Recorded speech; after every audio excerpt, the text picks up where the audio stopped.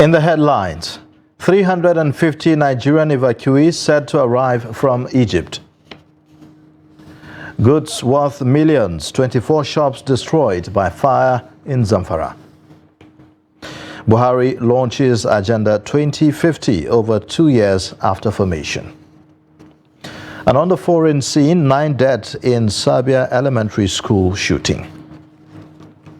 Hello and welcome to the news update on Trust TV. I am Ayuba Ila. Thanks for joining.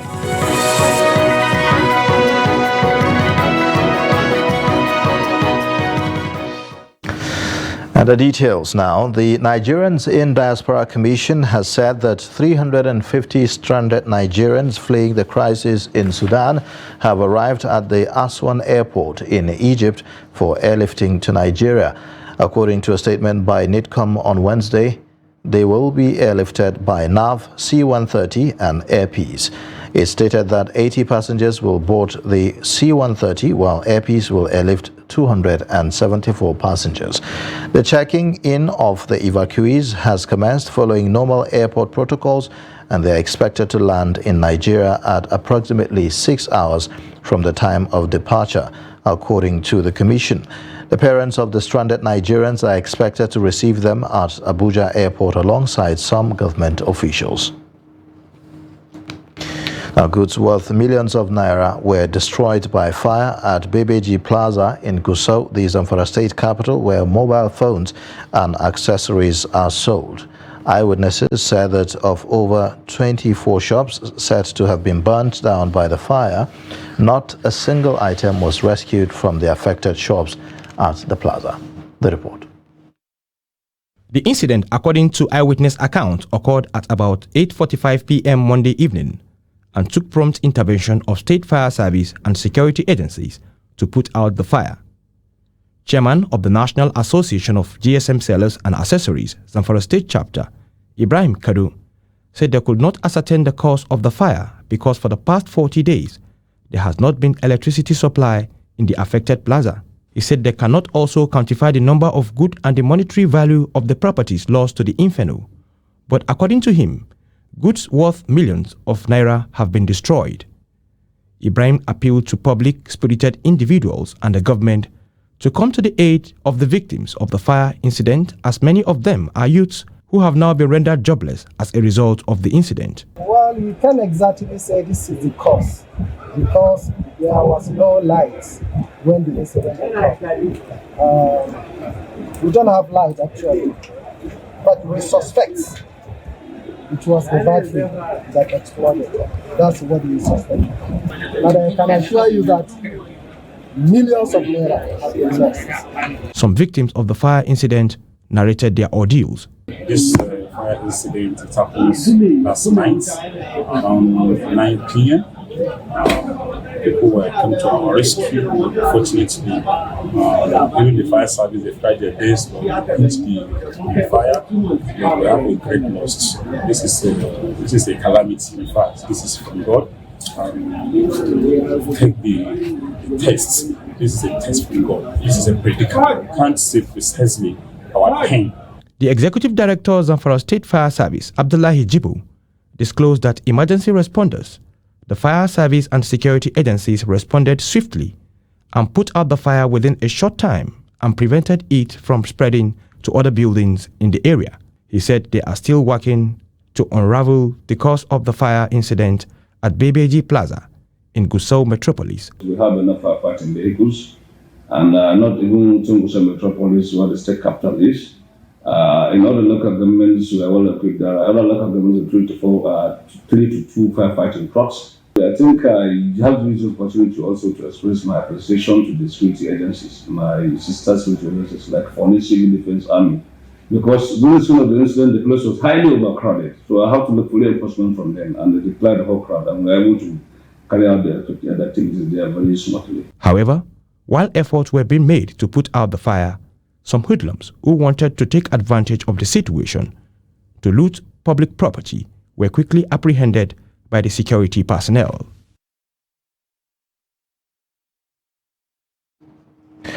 President Muhammadu Buhari has launched the Nigeria Agenda 2050 aimed at increasing real gross domestic product growth by 7% and create 165 million new jobs across the country. The launch, which comes nearly 7 weeks after the Federal Executive Council approved the policy document on March 15, was conducted by the President before the commencement of the weekly Federal Executive Council meeting on Wednesday. In his remarks, the President Buhari asserted that the vision is a product of a dynamic knowledge-based economy to provide sustainable development by 2050. He expressed the belief that the document, which equally aims to increase per capita income of Nigeria to $33,328 per annum to be placed amongst the world's top economies by 2050, will be helpful for subsequent administration. President Buhari first inaugurated the National Steering Committee for the preparation of the Medium-Term National Development Plan 2021-2025 and Nigeria Agenda 2050 in November 2020. President-elect Bola Tinubu has arrived Port Harcourt, the Rivers State capital, ahead of the inauguration of some projects in the oil-rich state. Tinubu, who was invited at the instance of Governor Nyesom Wike, was received by the governor and his entourage on Wednesday morning at the Port Harcourt International Airport. The jet that conveyed the president-elect touched down at the airport at 10:03 a.m. on Wednesday. Wike's entourage include National and State Assembly members, local government chairmen and government appointees. Supporters of the governor were also present to receive Tinubu as they were allowed into the tarmac area under strict security control. The Joint Task Forum of the 10th National Assembly says it has resolved to go by the decision of the majority party, the All Progressives Congress, in deciding which zones produce the Speaker and the Deputy Speaker of the House of Representatives. Chairman of the forum, Usman Kumo, made this known in Abuja during the inauguration of the Joint Task 10th Assembly in Abuja. The report. The Joint Task of the 10th House of Representatives comprises members-elect from All Progressive Congress APC, People's Democratic Party PDP, Labour Party LP, New Nigerian People's Party NNPP, and All Progressive Grand Alliance APGA, Social Democratic Party SDP, African Democratic Congress ADC, and Young Progressive Party YPP. Kumo, while inaugurating the executive members of the forum, gave an assurance that the All Progressive Congress will be guided by capacity, competence, experience, and other leadership qualities. It is a combination of erudite, responsible, and responsive members-elect who believe in the Pan-Nigerian project that will bring ourselves together to ensure the right thing is done, and we usher in credible, responsible, capable presiding officers to lead the 10th National Assembly and observe the parliamentary best practices in the world. Secretary Forum, a member-elect Aliyu Madaki, assured the public that the 10th House will not be a rubber stamp, one as they will be productive. Anywhere you go in the world, the party that has the majority produces who will be the presiding officer. We, for somebody like me who is part of the opposition, I want to assure Nigerians that there will be productive and robust opposition in the National Assembly. In another development, the People's Democratic Party PDP acting chairman, Ambassador Leah Damagun, has tasked the PDP members-elect to the House of Representatives on the need to give the right opposition so as to put the ruling party on its toes and ensure that the right things are done in the country. Damagun gave the charge at the meeting with the leadership of the party ahead of the June 13th inauguration of the National Assembly, noting that Nigerians are looking up to the 10th National Assembly to correct the wrongs experienced in the country in the past 8 years. I don't expect any PDP member to be less in terms of that acumen and capacity. We've always been known to be full of capacity in terms of what we want to achieve. Earlier, the convener of the meeting, Honorable Frederick Abadi, says the aim of the meeting for members-elect to meet with the acting national chairman and the national working committee of the party to interact as well as get guidance and direction ahead of the June 13th inauguration. We are still journeying on towards the 13th of June, and we believe that it's important we call ourselves together, also invite our chairman and members of the working committee to come and tete-a-tete with us, guide us, advise us, direct us where necessary. The meeting is to ensure that the right thing is done by the opposition parties in the 10th House of Representatives. Meanwhile, new members-elect from the opposition parties called Greater Majority have resolved to field candidates for the position of Speaker and Deputy Speaker of the incoming 10th National Assembly. The opposition members disclosed the decision in a communique after their meeting at Transcorp Hilton Hotel, Abuja on Tuesday night. The communique, signed by the convener, Fred Agbedi, and Secretary Efosa Imasheung, and the co-signed by 18 others, said an 11-member committee is set up to shop for the right candidates. Members were drawn from the main opposition People's Democratic Party, SDP, the NNPP, YPP, ABGA, and the Labour Party. The Presidential Election Petitions Court has fixed Monday, May 8 for the hearing of the petitions challenging the declaration of Bola Tinubu of the All Progressives Congress as the president-elect. According to Tinubu's legal team, Monday's hearing is a pre-hearing session. The hearing is to clarify if there are any applications before the main hearing will start. The timetable will be set for the hearing of the substantive matters.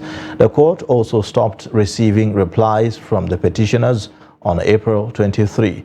The chairman of the Independent National Electoral Commission, Mahmoud Yakubu, had on March 1 declared Tinubu the president-elect on the grounds that his party scored the majority of the votes cast in the polls. Officers of the FCT Police Command have been charged to be dutiful while embracing global best practices in the discharge of their duties. The newly posted Commissioner of Police for the FCT, Haruna Garba, gave the charge while resuming duty at the territory. A statement from the FCT Police Public Relations Officer, SP Josephine Ade, said that before his redeployment as the FCT Commissioner of Police, CP Haruna was the Commissioner of Police, Yobe State Command. While addressing senior officers of the command in the maiden meeting of his administration, the CP tasked them to be dutiful and intensify their supervisory roles. He further stated that his administration will be characterized by nothing less than policing in line with global best practices, respect for the fundamental human rights, visibility policing, and a proactive approach to security challenges in the territory. You're watching the news update on Trust TV. Coming up shortly, we'll take a look at the story of a roadside motor park that runs 24-hour service. Details and more after the break.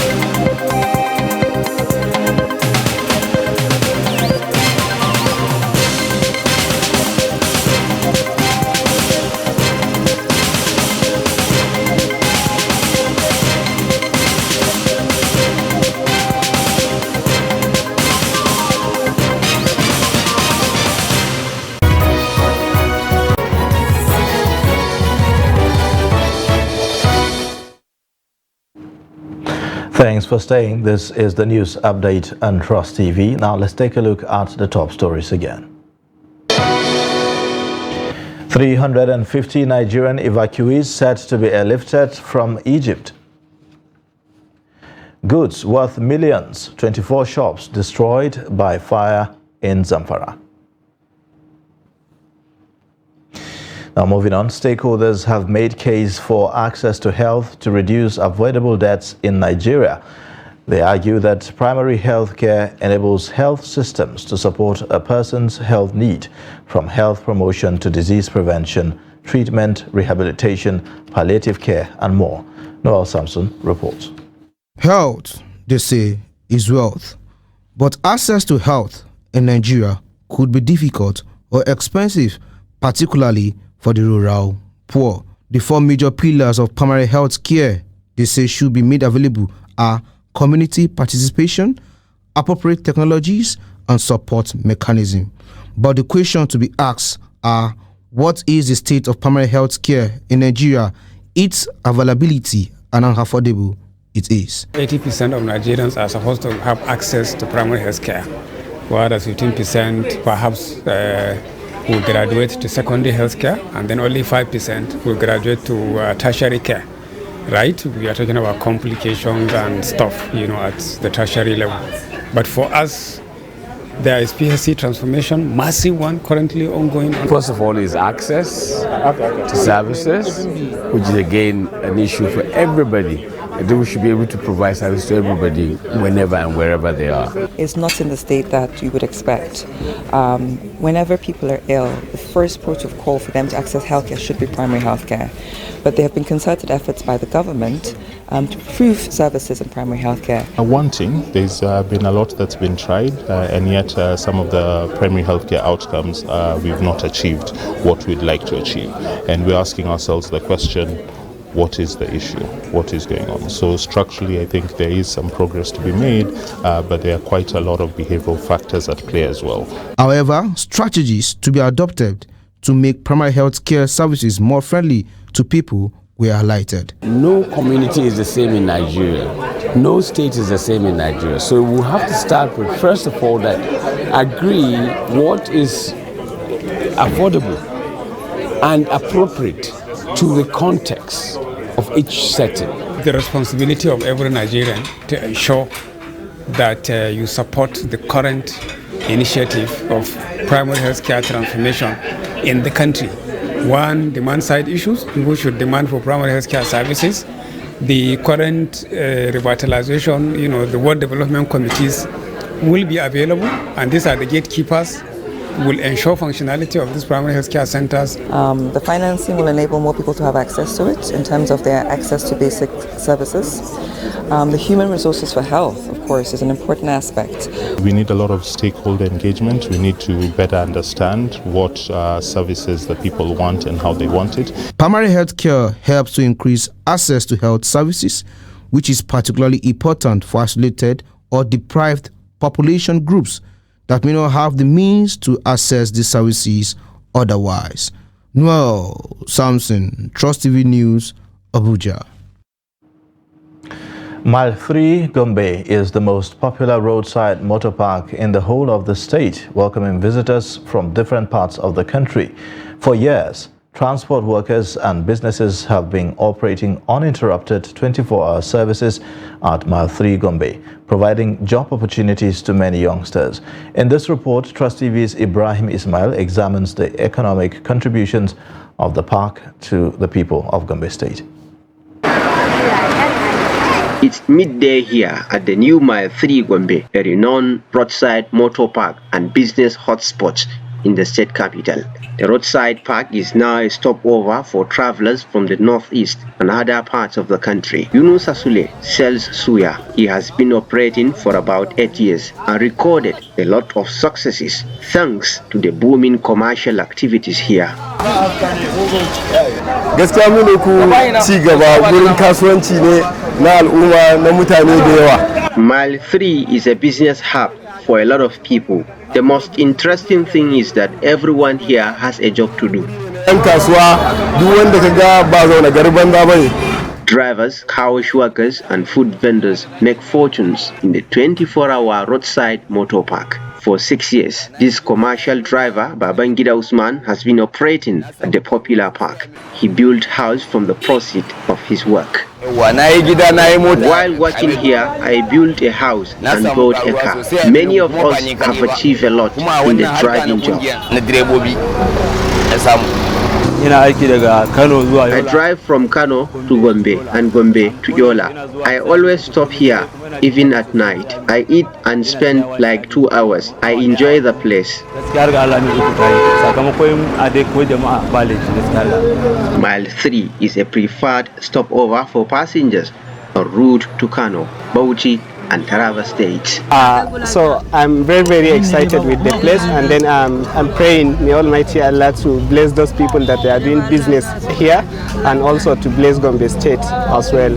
Government, they are to provide like a parking space for the motorists in order to have a place to park their cars also. The new Mile 3 Traders Association facilitated the takeoff of the new motor park over a decade ago, after they were asked to relocate from the old site. Alhamdulillah, amma muna son mu a kokarin mu da roƙon mu da gwamnati yadda take tare da mu ta sake. We are grateful and loyal to the state governor, but we want the market to be expanded so that buyers can have whatever they want to buy. Haka muke fatan mu roƙe shi alfarmar wannan ya buɗa mana kasuwa ta faɗaɗa. To commuters, the new Mile 3 Gombe is one of the best stopovers in the northeast because of the strategic position of Gombe State, located at the center of the northeast geopolitical zone. Ibrahim Ismail, Trust TV News, Gombe. President Muhammadu Buhari has approved the partial exclusion of the Ministry of Finance Incorporated, MOFI, from the Treasury single account. The President conveyed the approval on Tuesday at the first Governing Council meeting of the ministry at the State House in Abuja. He also granted the request of the board of the ministry to charge management and transaction fees and the inclusion of the Minister of Power in the Governing Council. Buhari, in a statement by his spokesperson, Femi Adesina, recalled that the new Ministry of Finance Incorporated was launched on February 1, 2023 to transform it from a registry of investment records to a world-class asset and investment management company. The President stressed that MOFI must be supported to exercise its responsibility of achieving strong returns on investments while also contributing to broader economic development of the country as a government-owned investment company. Meanwhile, President Muhammadu Buhari will leave for London, United Kingdom on Wednesday to join other world leaders invited to attend the coronation of Charles III and his wife Camilla as the King and Queen Consort of the United Kingdom. The President will be accompanied by the Secretary to the Government of the Federation, Boss Mustafa, Minister of Foreign Affairs, Geoffrey Onyema, Minister of Information and Culture, Lai Mohammed, the National Security Advisor, Babagana Mungunu, the Director General, National Intelligence Agency, Ahmed Rufai Abubakar, the Chief Executive Officer of the Nigerians in Diaspora Commission, Abike Dabiri Erewa, and other senior government officials. Special Advisor to the President on Media and Publicity, Femi Adesina, in a statement on Wednesday said that the coronation will take place on Saturday, May 6. He said that ahead of the coronation, the Commonwealth Secretariat will take advantage of the gathering of leaders in London to host a Commonwealth Summit for presidents and heads of government of Commonwealth countries on Friday, May 5. The presidential spokesman said that President Buhari is billed to participate in the summit, which will deliberate on future of the Commonwealth and role of the youth. And on the foreign scene, at least 8 students and a security guard are dead after a shooting at a school in Serbia's capital, Belgrade. Another 6 pupils and a teacher were injured in the attack and have been taken to hospital. Police arrested a 14-year-old student at Vladislav Bikar school in central Belgrade in connection with Wednesday morning's attack. The suspect is alleged to have used his father's gun. An investigation into the motives behind the incident is underway. Officers in helmets and bulletproof vests cordoned off the area around the school shortly after 8:40 local time. Mass shootings are comparatively rare in Serbia, which has very strict gun laws, but gun ownership in the country is among the highest in Europe. Israeli forces and Palestinian armed groups in Gaza have agreed to a ceasefire after a night of Israeli airstrikes that pounded the besieged coastal enclave, while rockets were launched towards Israel following the death in prison of prominent Palestinian hunger striker Khader Adnan. The reciprocal and simultaneous ceasefire went into effect at 3:30 a.m. and was brought about with efforts from Egyptian, Qatari, and United Nations officials. Islamic Jihad spokesperson Tariq Selmi said that the fighting had ended by dawn on Wednesday.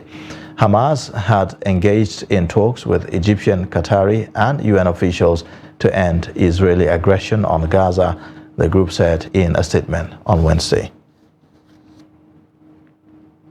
And in sports news, Argentina captain Lionel Messi has been suspended by Paris Saint-Germain for 2 weeks after traveling to Saudi Arabia without the club's permission this week. The trip followed the French club's home defeat by Lorient and on Sunday, in which Messi played the full 90 minutes. Messi will not train or play for PSG during the period of his suspension. It is understood that the 35-year-old asked permission to make the journey to carry out commercial work, but was refused.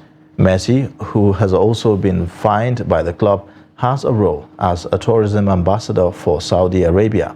The World Cup winner's 2-year contract with PSG expires this summer. And that's it for the news update, but you can watch more via all our social media platforms and also on our YouTube live stream. I am Ayuba Ila. Thanks for watching. Bye for now.